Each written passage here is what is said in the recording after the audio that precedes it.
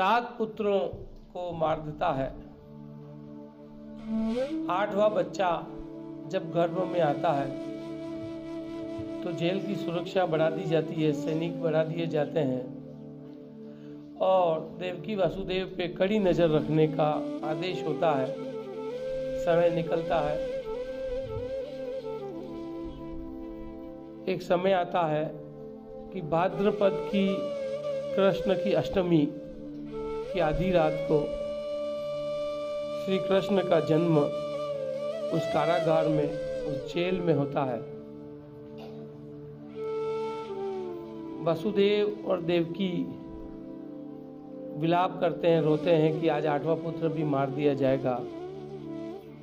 तब आकाशवाणी होती है कि वसुदेव डरो मत, तुम इस बच्चे को लेकर के नंद गांव जाओ और वहाँ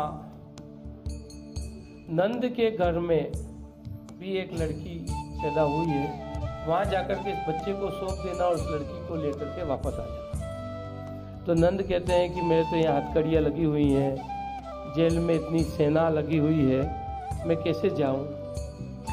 तो कहते हैं कि तुम उसे लेकर के जाओ, सारी व्यवस्था हो जाएगी। वो अपने कारागृह में एक सूप पड़ा था, उस सूप के अंदर उस बच्चे को रख करके नंद निकलने का प्रयास करते हैं तो उनकी हथकड़ियाँ टूट जाती हैं, जेल के दरवाजे खुल जाते हैं, सारे सैनिक गहरी निंद्रा में चले जाते हैं और श्री कृष्ण को लेकर के वासुदेव निकलते हैं। तूफानी रात थी, भयंकर बारिश हो रही थी। उस बारिश में से वो निकलते हैं, यमुना किनारे जाते हैं। यमुना पूरे उफान पर नदी चल रही थी। वसुदेव एक बार डरते हैं कि मैं इस नदी से कैसे पार करूंगा, किस तरीके से मैं यहाँ से नदी यमुना को क्रॉस करके जाऊंगा। वो धीरे धीरे पानी में चलते जाते हैं, पानी उनके गर्दन तक आता है। जब वो मुंह को ढकने वाला होता है, पानी की लहरें बहुत ऊंची होती हैं, तो वो लहर उठ करके बालक कृष्ण के पैर को छूती है और स्वतः ही यमुना वसुदेव को रास्ता दे देती है। वसुदेव चल करके गोकुल पहुंचते हैं। वहाँ पर नंद के घर पे पहुंच करके उन्हें बच्चा सौंपते हैं। उनकी एक बेटी पैदा हुई थी उसी समय, वो लेकर के वापस जेल आ जाते हैं।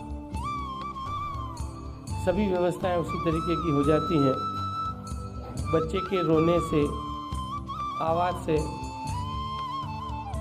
सैनिक जग जाते हैं। तुरंत ही राजा कंस तक सूचना पहुंचा दी जाती है कि देवकी ने एक बच्चे को जन्म दिया। कंस आता है, उस नन्ही बालिका को लेकर के पत्थर पर फेंकने जाता है, तो वो भी महामाया का जन्म था। तो लड़की उसके हाथ से छूट करके निकल जाती है और कहती है कि हे कंस, तुझे मारने वाला तो जन्म ले चुका है, तू मुझे क्या मारेगा।